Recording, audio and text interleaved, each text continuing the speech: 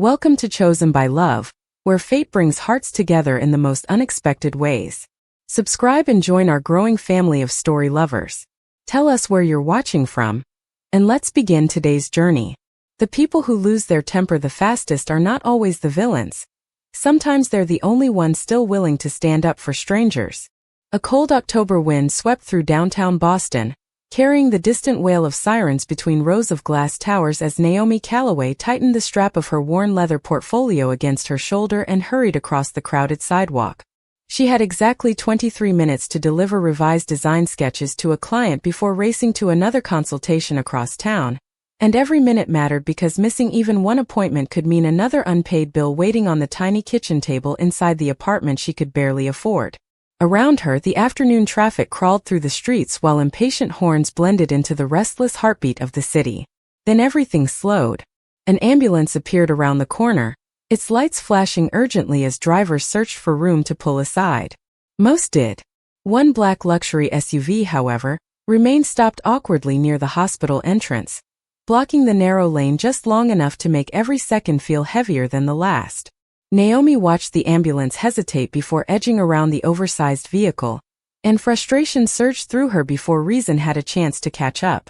She had spent the previous year driving her late mother's medical appointments across the state, memorizing every terrifying second that came with waiting for emergency vehicles to reach someone in need. To her, every delay mattered. Every choice mattered. She didn't stop to wonder who owned the SUV, or why it hadn't moved immediately. She only saw another wealthy stranger who seemed to believe the world could simply wait. Without thinking twice, she marched across the crosswalk toward a tall man standing beside the vehicle. He wore a charcoal overcoat instead of an expensive-looking suit, his sleeves rolled slightly as though he had been helping someone. Moments earlier, his attention remained fixed on the hospital entrance until Naomi's sharp voice cut through the afternoon noise. "Are you serious right now?" she demanded. The man turned, clearly surprised. His blue eyes settled on her without irritation, only quiet curiosity. "People are trying to get into that hospital, and you decide this is the perfect place to leave your SUV?"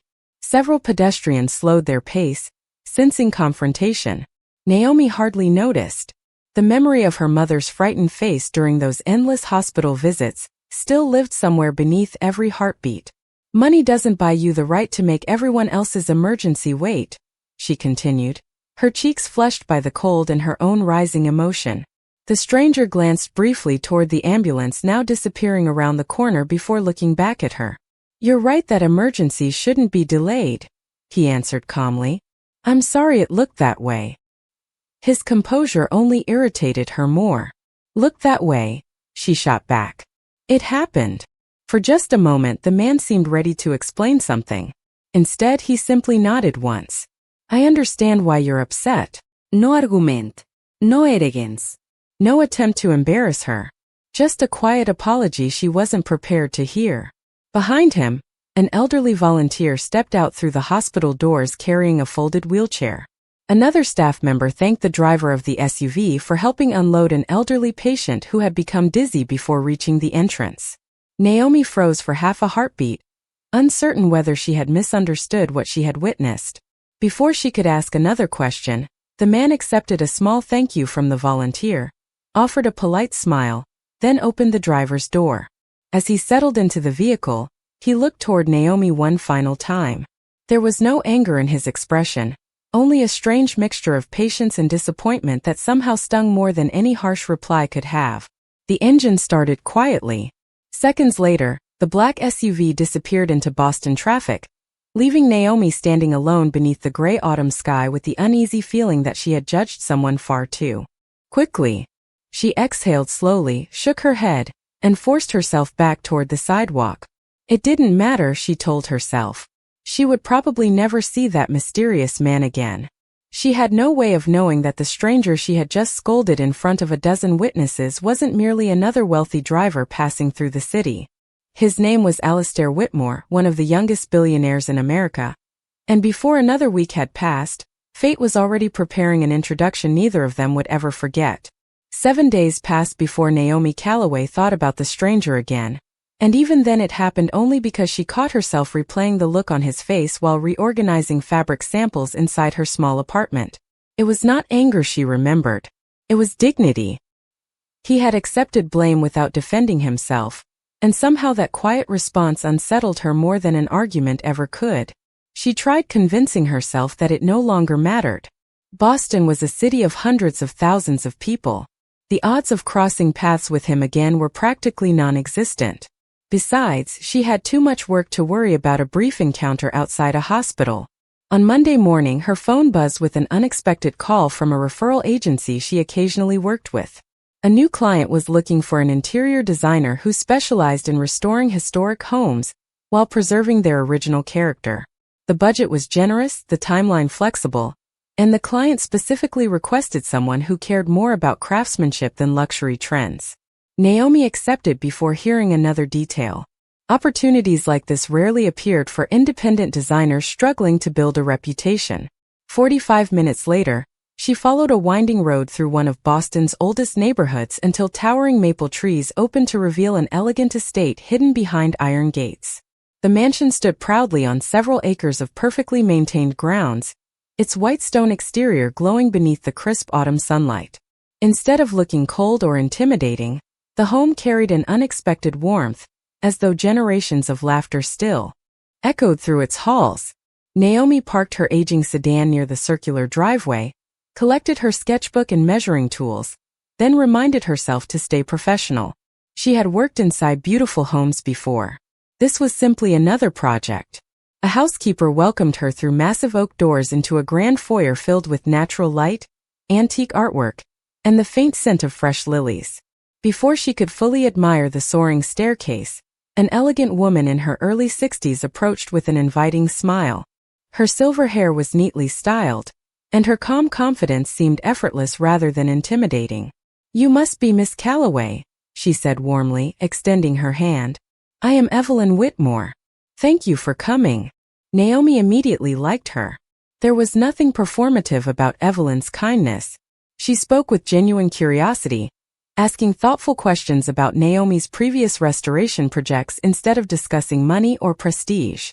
Within minutes, the conversation shifted naturally toward the history of the estate, family traditions, and Evelyn's hope of making the house feel more alive again. "A beautiful home should never become a museum," Evelyn said softly as they walked toward the formal sitting room. "It should remind people that life continues." Naomi smiled. "I could not agree more." As they entered the room, Naomi opened her portfolio and began explaining several restoration concepts she believed would preserve the home's original architecture. Halfway through her sentence, her voice stopped. Sitting comfortably beside the fireplace with a porcelain coffee cup in one hand was the man from the hospital. The same calm blue eyes lifted toward hers in immediate recognition. For one endless second, neither of them spoke. Naomi felt every embarrassing word she had shouted outside the emergency entrance rushing back into her memory. "You," she whispered before she could stop herself. A faint smile appeared on his face. "Good morning, Miss Calloway." Evelyn looked between them with amused curiosity. "Have the two of you already met?" Naomi searched desperately for something intelligent to say, but nothing came. Alistair gently placed his coffee cup on the table before standing. "Very briefly," he answered with remarkable composure. "Last week." Naomi felt heat rising into her cheeks. I think there has been some misunderstanding." "There certainly was," Alistair replied, though his voice remained surprisingly kind. Evelyn's eyes sparkled as though she sensed an interesting story waiting to unfold. Instead of asking questions, she simply smiled wider. "Well," she said, "life has an amusing way of arranging second introductions. Since both of you are here now, perhaps this one will go a little better than the first." Naomi wished the polished hardwood floor would simply open beneath her feet and save her from the embarrassment spreading across her face. Every confident word she had spoken outside the hospital echoed through her memory with painful clarity, yet the man standing only a few feet away showed no sign of wanting revenge. Alistair Whitmore simply extended his hand as though they were strangers meeting for the very first time. "It is nice to see you again, Miss Calloway," he said with the same calm voice she remembered. Naomi hesitated before accepting the handshake. "I owe you an apology," she admitted quietly. I judged the situation before I understood what was happening. Alistair gave a small nod. That happens more often than people like to admit.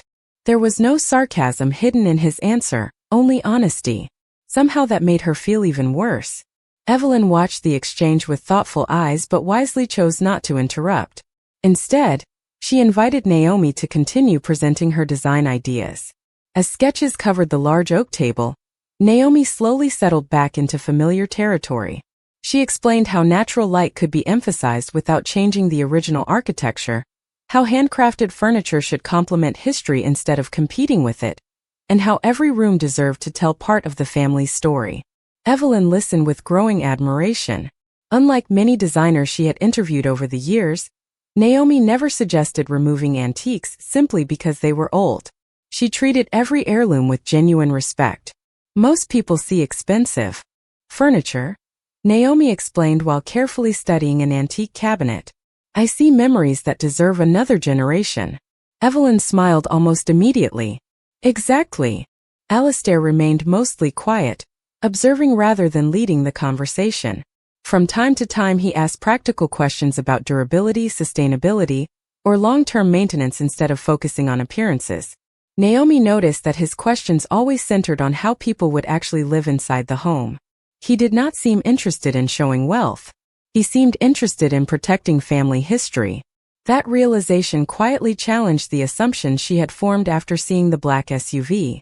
Hours passed almost unnoticed as they walked through libraries, guest rooms, sunrooms, and quiet hallways filled with old family portraits. Whenever Naomi became absorbed in measuring windows or sketching ideas, she forgot whose house she was standing in. She laughed once after discovering hidden craftsmanship beneath an old bookshelf, and to her surprise Alistair laughed with her. It was a genuine laugh, brief but warm, transforming the serious businessman she had imagined into someone unexpectedly approachable. Evelyn noticed every moment. She noticed how Naomi never once asked what anything cost.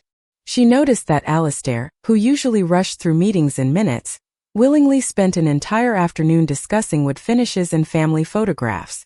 Most of all, she noticed that neither of them treated the other according to status. Naomi challenged Alistair whenever she disagreed with him. Alistair actually listened instead of insisting he was right.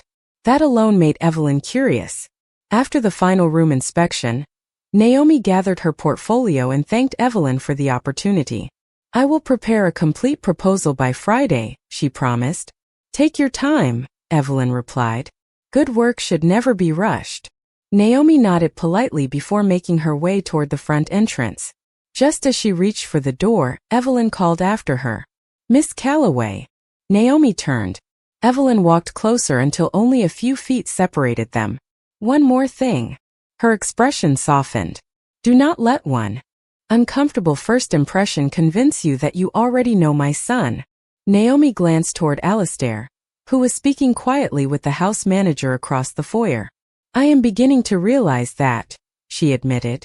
Evelyn smiled with unmistakable satisfaction. Good.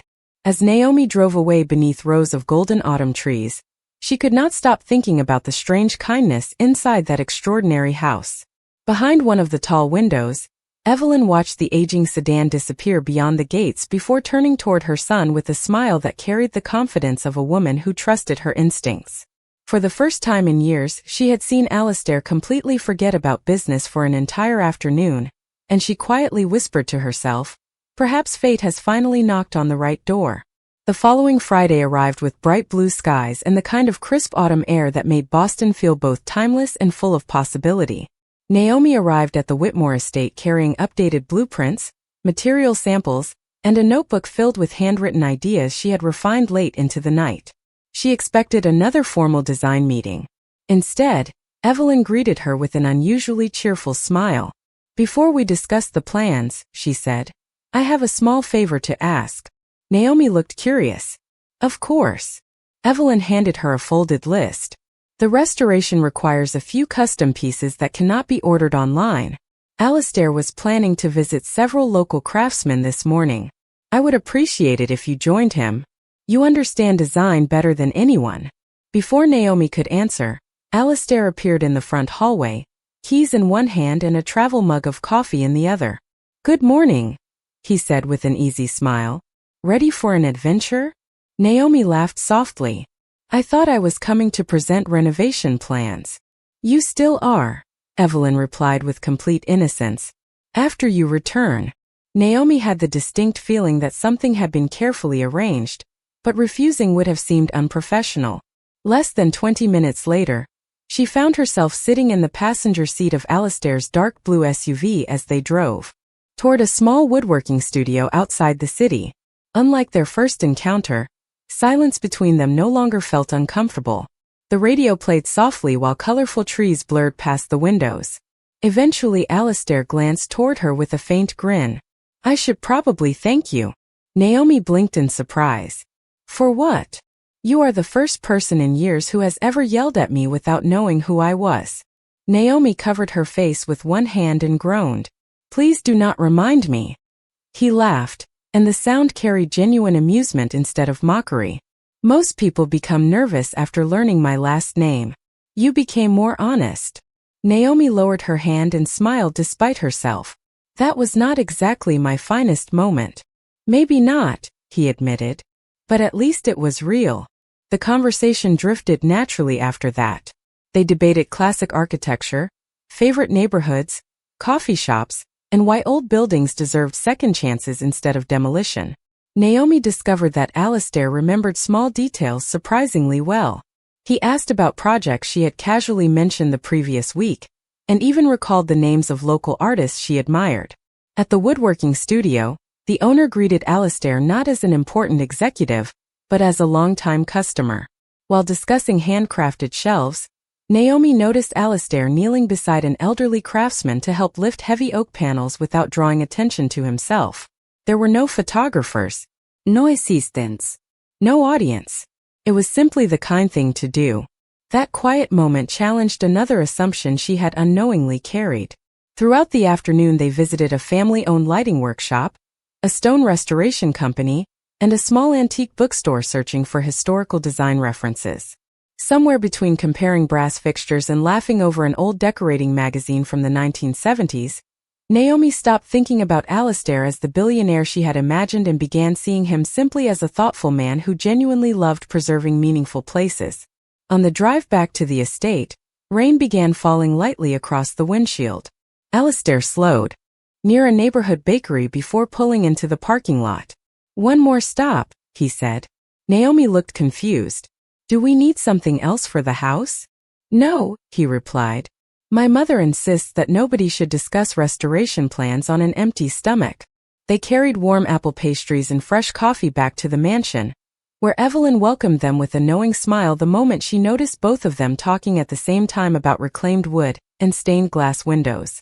She quietly excused herself to take an important phone call, leaving Naomi and Alistair alone in the sunroom to spread blueprints across a large wooden table.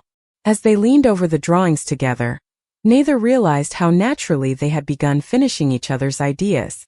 Standing just beyond the doorway, unseen by either of them, Evelyn watched with unmistakable satisfaction. She had spent years introducing her son to accomplished women from influential families, yet none of those meetings had ever produced the effortless warmth she had witnessed in a single ordinary afternoon. For the first time in a very long while, she no longer found herself wondering whether Alistair would ever fall in love. Instead, she found herself asking a far more unexpected question. How could she convince Naomi Calloway to keep walking through that front door? Over the next 3 weeks, the Whitmore estate slowly transformed, but the changes had very little to do with wallpaper, lighting, or handcrafted furniture. Every visit seemed to uncover another conversation that neither Naomi nor Alistair expected to have. One afternoon they spent nearly an hour choosing reclaimed oak for the library shelves, only to realize they had talked far more about childhood memories than construction materials. Another morning they debated paint colors while standing in the breakfast room, and somehow ended up laughing about the disastrous part-time jobs they both had before life carried them in completely different directions. Naomi found herself looking forward to those mornings in ways she never admitted, even to herself. The mansion no longer felt intimidating. It felt strangely welcoming, largely because Evelyn insisted everyone share lunch together instead of disappearing into separate corners of the enormous house. One rainy afternoon, while reviewing restoration sketches in the upstairs study, the electricity flickered for just a moment before emergency power quietly activated. Naomi smiled. Old houses always find new ways to remind you they are still alive. Alistair looked around the room filled with family photographs and nodded thoughtfully. Sometimes people do the same thing. She glanced toward him. There was something unusually heavy in his voice. You sound like you are speaking from experience. He hesitated before answering. This house was different when my father was alive. He believed every Sunday dinner mattered, no matter how busy work became. His eyes rested on a faded photograph sitting beside the fireplace. After he passed away 6 years ago, I buried myself in the company because I thought staying busy was easier than admitting how empty everything felt. Naomi remained silent, allowing him the space to continue if he wished. People assume success protects you from loneliness, he said quietly. It does not. It only gives you a larger house to feel alone inside. His words lingered in the quiet room long after he finished speaking. Naomi slowly closed her notebook. I understand more than you probably think. Alistair turned toward her. She rarely spoke about her personal life, yet something about his honesty made hiding her own story feel unnecessary. My mother spent almost 2 years fighting heart disease, she said softly. She was the strongest person I ever knew. She smiled through every appointment because she did not want me worrying. Naomi lowered her eyes toward the wooden floor. After she was gone, I kept expecting to hear her humming while making coffee every morning. For months I would wake up thinking I still had someone to call. Neither of them spoke. Rain tapped gently against the tall windows while the old house settled around them with quiet creaks that somehow made the silence feel comforting instead of awkward. Finally Alistair asked, Is that why you reacted so strongly outside the hospital? Naomi gave a small, embarrassed smile. Every ambulance reminds me that someone is praying those extra few seconds will not matter. Alistair nodded slowly. Now I understand. She looked at him with genuine surprise. You are not angry? No, he answered. I think I was more curious than angry. Most people see my last name before they see me. You saw someone making what looked like a terrible decision. Naomi laughed softly. Unfortunately, I also saw someone before asking questions. Perhaps, he admitted with a warm smile. But you were trying to protect people you had never met. That tells me more about your character than your mistake ever could. Naomi felt something inside her quietly soften. For the first time since their unexpected encounter, the memory no longer felt like an embarrassment hanging between them. It had become the beginning of an honest conversation. Later that evening, as Naomi packed her sketches to leave, Evelyn crossed paths with her in the front hallway. Did you and Alistair finish reviewing the study? She asked casually. Naomi nodded. We accomplished much more than I expected. Evelyn smiled knowingly. Some rooms are restored with fresh paint. She gently looked toward the upstairs staircase where her son still stood gazing out at the rain. Others are restored one conversation at a time. Naomi followed her gaze without realizing how often she had begun searching for Alistair whenever she arrived at the estate. High above them, Alistair watched the rain roll across the gardens and found himself smiling for no reason he could explain, while Evelyn quietly recognized something neither of them had yet found the courage to admit. The walls of the Whitmore estate were no longer the only thing beginning to heal. By early November, the restoration project had become one of the most talked about private renovations in Boston's historic district, although Naomi hardly noticed because her attention remained fixed on floor plans, handcrafted details, and the growing sense that the Whitmore estate had somehow become part of her everyday life. Then, one Thursday afternoon, Evelyn invited her to attend a charity gala that would officially launch the Foundation's newest restoration initiative. Many of the artisans you have worked with will be there, Evelyn explained. You deserve recognition for your contribution. Naomi hesitated. Elegant charity events belonged to a world she had only seen in magazines. I do not think I own the right kind of dress, she admitted with an embarrassed smile. Evelyn gently reached for her hand. The right dress is the one worn by someone with integrity. 2 evenings later, Naomi stepped into the grand ballroom of the historic Fairmont Hotel, wearing a simple navy blue gown she had rented from a local boutique.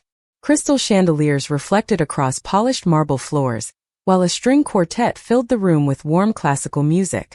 Business leaders, philanthropists, artists, and public officials moved gracefully through the crowd, greeting one another with practiced confidence.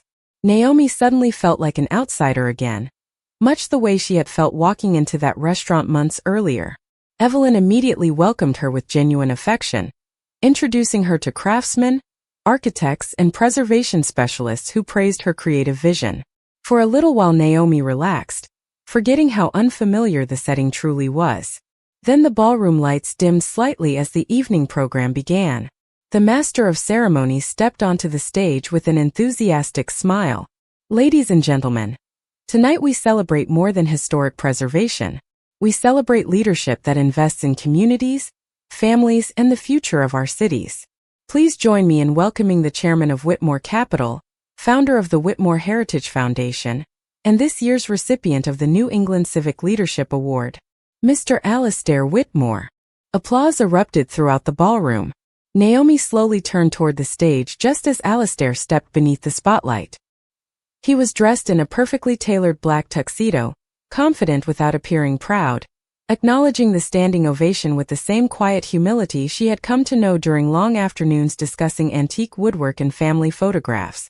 Large screens behind him displayed images of community housing projects, scholarships, restoration initiatives, and national business magazines featuring his face on their covers.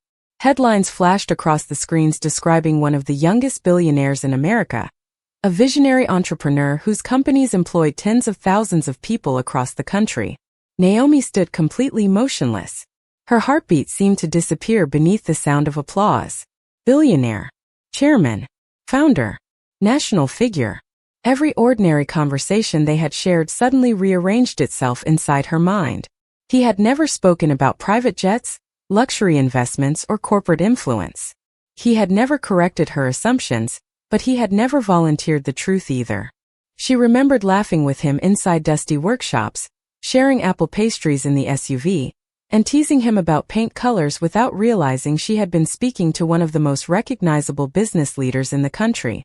Alastair began thanking volunteers, employees, and community partners from the podium, but Naomi barely heard a single word. One painful question echoed louder than everything else. Why had he never told her? As the audience rose for another standing ovation, Alastair's eyes instinctively searched the ballroom until they found Naomi standing near the back. For a brief moment his confident expression faltered. He immediately understood exactly what she had just learned. Their eyes met across the crowded room. Naomi managed a faint, polite smile that never reached her eyes before quietly stepping away from the applauding guests. She slipped through the ballroom doors into the silent marble hallway outside, desperately trying to organize emotions she could not yet name. She was not upset because Alastair was wealthy. She was hurt because the man she believed she had finally come to know suddenly seemed surrounded by an entire life she had never been invited to see. Behind her, the applause continued echoing through the ballroom, but only seconds later another sound broke the silence. Slow footsteps approached from behind as someone gently called her name. Naomi did not turn around immediately. She stood beside the tall windows, overlooking the city lights, wrapping her arms around herself as though the November evening had suddenly become colder. Behind her, the footsteps stopped a respectful distance away. "Naomi," Alastair said quietly, "please let me explain." She closed her eyes for a brief moment before facing him. The confidence that had filled every conversation during the past few weeks was gone. "How long were you planning to wait before telling me?" she asked. "Another month? Another year?" Alastair lowered his gaze. "I wanted you to know me before you knew everything else." She searched his face, hoping to find an answer that would erase the ache settling inside her chest. "Do you realize how foolish I feel?" she whispered. "I spent weeks treating you like an ordinary client while the entire city apparently knows your name." "That was exactly the point," he answered honestly. "You treated me like an ordinary person." Naomi shook her head. "But you still hid the truth." Before Alastair could respond, the ballroom doors opened once again. Evelyn stepped into the hallway, immediately sensing the tension between them. She looked from her son to Naomi without saying a word. "Perhaps I should leave," Naomi said softly, reaching for her coat. Evelyn gently touched her arm. Please do not go yet. Naomi forced a polite smile. Mrs. Whitmore, I appreciate everything you have done for me, but I think it is better if I finish the restoration plans and let another designer complete the project. Evelyn's expression changed immediately. No. The firmness in her voice surprised both Naomi and Alistair. You are not leaving this project because of my son. Naomi blinked in surprise. It is not about the project. Evelyn nodded slowly. I know exactly what it is about. She turned toward Alistair. You inherited many wonderful qualities from your father. Then she added with unmistakable disappointment. Honesty during matters of the heart was not one of them. Alistair accepted the criticism without defending himself. You are right. Before anyone could speak again, several members of the Whitmore family approached from the ballroom after noticing the prolonged absence. Elegant smiles quickly faded into curious expressions as they found the three of them standing together. One of Alistair's older cousins glanced toward Naomi with open skepticism. Who is she? Another relative quietly asked. Before Alistair could answer, Evelyn stepped forward with calm authority. Her name is Naomi Calloway. The room became silent. Evelyn continued without hesitation. She is the designer restoring our family home. She paused briefly before adding the words that stunned everyone present. And if life is kind enough to grant me one wish, I hope she will someday become my daughter-in-law. Complete silence followed. Several relatives exchanged astonished looks. One woman let out a small laugh of disbelief before quickly stopping. Another family member frowned. Surely you cannot be serious. Someone else quietly muttered. She is just the designer. Naomi felt every eye in the hallway turning toward her. Embarrassment flooded through her entire body.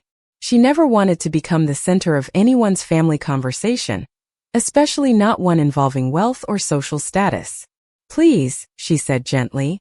Mrs. Whitmore did not mean to create a misunderstanding. But Evelyn did not step back. There is no misunderstanding, she replied with quiet confidence. For weeks I have watched this young woman care more about our family's memories than our family's fortune. She challenged my son when she believed he was wrong. She respected our home before she knew who owned it. That cannot be purchased. That cannot be inherited. It is simply character. The hallway remained painfully quiet. Naomi felt tears threatening to rise, not because of the criticism surrounding her, but because someone had defended her so completely without expecting anything in return. She looked toward Alistair, then back at Evelyn. You have been kinder to me than I deserve, she said softly. But I cannot stay here tonight. Without waiting for anyone to stop her, Naomi quietly walked toward the hotel entrance. Alistair instinctively took one step after her before Evelyn gently rested a hand on his shoulder. Not yet, she whispered. If you truly want her to trust you again, do not chase her. With your name, earn your way back with your heart. The days that followed were quieter than either of them expected. Naomi kept her promise to finish every remaining restoration drawing. But instead of visiting the Whitmore estate, she delivered updated plans through the project manager and answered technical questions by email. Every message remained professional, brief, and carefully distant. Alistair respected the boundaries she had created, even though every unfinished conversation weighed heavily on him. More than once he found himself driving toward the estate after work, instinctively expecting to see Naomi standing in the library surrounded by sketches and fabric samples. Each time he remembered she was no longer there. Evelyn watched the change in her son without saying much. One evening she found him sitting alone in the restored sunroom, staring at the blueprints Naomi had completed with extraordinary care. The house is beautiful, Evelyn said softly as she entered. Yes, Alistair answered, because she saw what it could become before anyone else did. Evelyn sat beside him. Then perhaps you should learn from her. He looked toward his mother with tired eyes. I have already apologized. You apologize for hiding your name, Evelyn replied. You have not yet shown her why you hid it. Those words stayed with him long after the conversation ended. The following Monday morning, the quarterly board meeting of Whitmore Capital filled the executive conference room with directors, investors, and senior leadership from across the company. Halfway through the meeting, discussion shifted toward public image and future partnerships. One director casually suggested arranging another high-profile introduction between Alastair and the daughter of an influential business family. Several people nodded in agreement, treating the idea as another strategic opportunity. Alastair quietly closed the presentation folder in front of him. "There will be no more introductions," he said calmly. The room fell silent. One board member looked confused. "Surely we should keep every option available." Alastair slowly stood. "For years I allowed people to believe that every important decision in my life should benefit the company." His voice remained steady, but there was unmistakable conviction behind every word. "That ends today," a senior advisor cautiously asked. "Is this about the young designer your mother invited to the gala?" Alastair met his eyes without hesitation. "Yes." Several surprised glances moved around the table. "She never cared about my companies," he continued. "She challenged me when she believed I was wrong. She laughed with me before she knew who I was. She reminded me that respect earned through honesty is worth more than admiration purchased through success." The chairman sitting across from him folded his hands. "Are you prepared to risk criticism over someone outside our social circle?" Alastair answered immediately. "If respecting someone with integrity creates criticism, then the criticism belongs to those judging character by status." No one spoke. Finally, he added the words that left the room completely still. "If anyone believes my personal life should be managed as another corporate asset, then you are free to appoint a different chief executive. I will never sacrifice someone I respect simply to satisfy expectations." Later that afternoon, instead of returning to headquarters, Alastair drove alone toward a neighborhood community center Naomi had once mentioned while describing one of her volunteer design projects. Inside the modest building, children had already gone home, leaving only volunteers organizing donated furniture for families moving into permanent housing. Naomi stood near a stack of bookshelves, carefully measuring a reading corner she hoped to redesign without charging the center a single dollar. She looked up in surprise as Alastair quietly entered the room carrying nothing except a small cardboard box. He stopped several feet away, making no attempt to move closer. "I am not here to convince you with wealth," he said gently. "I left all of that outside." Naomi remained silent. He opened the box and placed a simple framed photograph on the table between them. It showed an old hospital entrance on a gray autumn afternoon. Beside the picture rested a handwritten note. "This was taken from a security camera after I helped an elderly patient into the building," he explained. "I asked for a copy because that was the day someone reminded me that being powerful never excuses appearing indifferent." Naomi looked from the photograph back to him. Alastair smiled faintly. "You once told me that money does not buy the right to ignore other people. I have carried those words with me every single day since then. I never hid my name because I wanted to test you. I hid it because for one brief moment I experienced what it felt like to be treated as nothing more than another human being." Naomi lowered her eyes toward the photograph, her heart slowly softening as she realized the misunderstanding that had once driven them apart had quietly become the very lesson that changed them both. Nearly a year passed before the Whitmore estate opened its restored doors to family, friends, artisans, and neighbors who had helped preserve one of Boston's oldest homes. The transformation was remarkable, but every visitor quickly realized the greatest restoration had never been the house itself. Sunlight poured through carefully repaired stained glass windows, reclaimed oak shelves lined the library, and every room carried the quiet balance Naomi had imagined from the very first sketch she had drawn at her tiny apartment kitchen table. Nothing felt extravagant for the sake of appearances. Everything felt lived in, loved, and ready for another generation of memories. Guests wandered through the halls admiring handcrafted details, while local craftsmen proudly pointed to the work their families had completed together. Alastair greeted every visitor by name, thanking carpenters, painters, stonemasons, and volunteers before speaking with investors or public officials. Months earlier he might have done the opposite. Naomi had quietly changed more than the house. She had changed the way he measured success. As the afternoon celebration continued, Evelyn stood alone for a moment inside the restored library, gently running her fingers across the smooth oak shelves Naomi had insisted should remain handmade instead of factory-produced. The room looked exactly as her late husband would have imagined, warm enough for grandchildren to discover old stories and simple enough for family conversations to last long after dinner. Soft footsteps approached from behind. Naomi entered wearing an elegant ivory wedding gown that reflected simplicity rather than luxury. Her smile carried calm confidence instead of nervousness. Evelyn turned toward her, and for several seconds neither woman spoke. Then Evelyn carefully lifted a delicate lace veil and placed it over Naomi's hair with hands that trembled ever so slightly from emotion. "When this project began," Evelyn whispered, "I thought I was restoring my home." Her eyes filled with grateful tears. "Instead, life gave me something I never expected."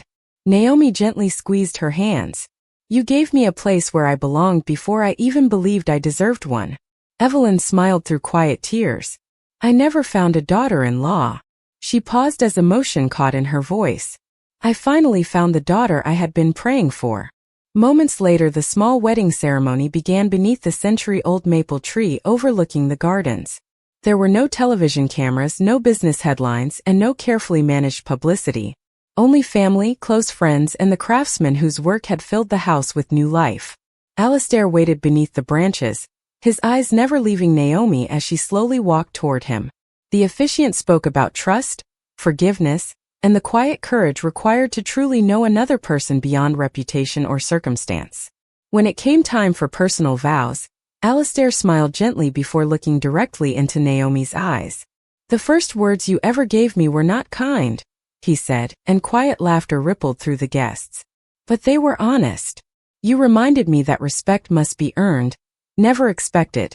You saw a stranger before you saw a title, and because of that I finally remembered the man I wanted to be." Naomi smiled through happy tears before answering softly, "The first thing I learned about you was completely wrong. The last thing I learned was completely right. You never needed someone to admire your success.